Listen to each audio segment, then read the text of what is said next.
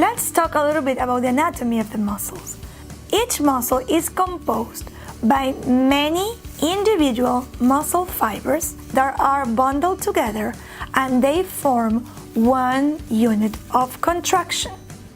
When all these bundles are coming together, is the continuity of the connective tissue or fascia of this system what goes and merge into the connective tissue of the bone. And this is how the muscles are attached to the bone. There is no a nail or a staple there.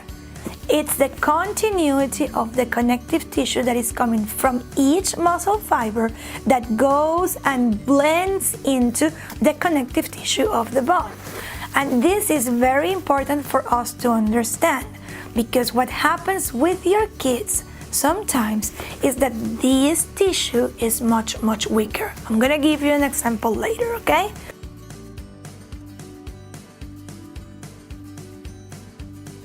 Fascia allows the gliding of each fiber on its own track. I usually use the example of the fascia being like the lines in the lanes in the highway, keeping the cars running on its own lane. That is what's happening with the fascia. The fascia keeps each muscle fiber running on its own lane.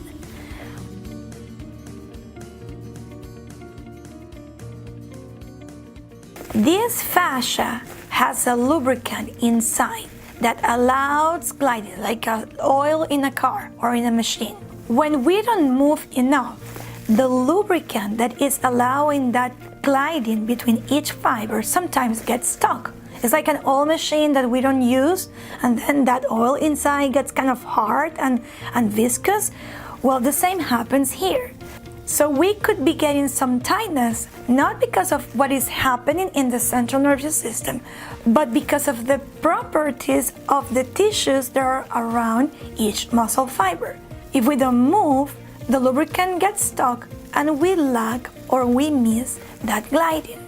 This is my version of a transverse cut of a muscle. And this is just to show how in between each muscle fiber there is a lot of connective tissue around. So our goal with this routine is to address that. We're going to promote that in these layers there's enough fluids so they can glide properly.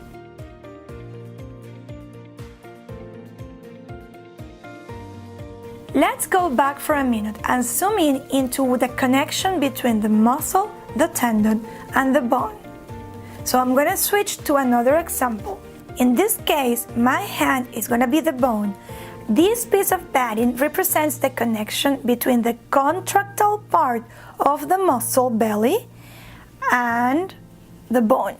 When we have a healthy fascial system, the connection is strong enough to the point that if we move our bones apart, only the contractile part of the muscle is the one being stretched.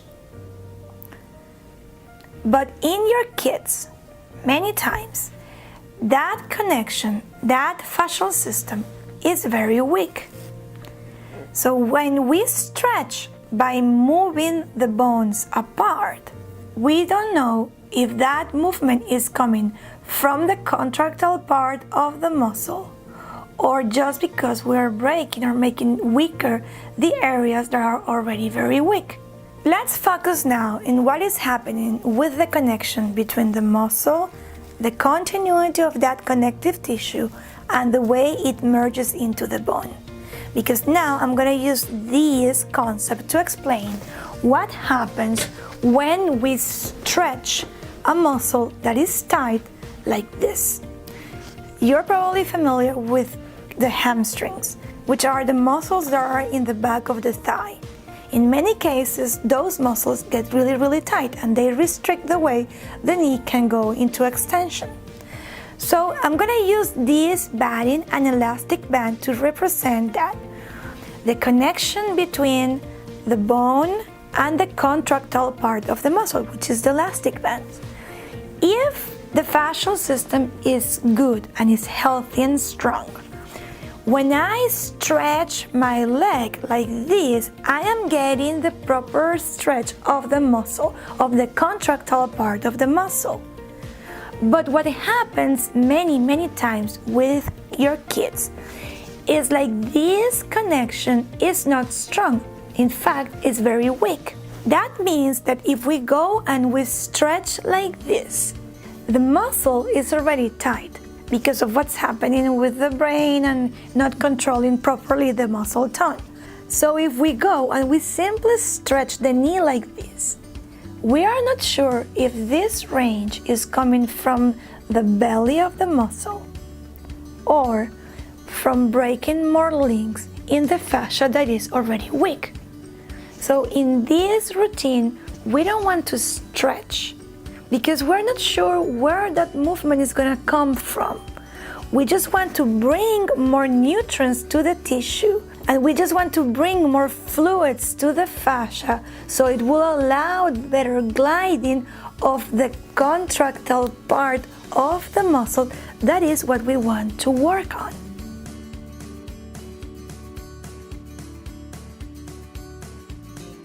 So to simplify this concept even more, we're going to pretend that the fascia is like this sponge. And we want to promote the flow of the fluids that are inside to reach all the places that are not usually getting because of lack of movement. Those fluids are going to act as lubricants to promote more gliding and will also bring nutrients to make the tissues healthier.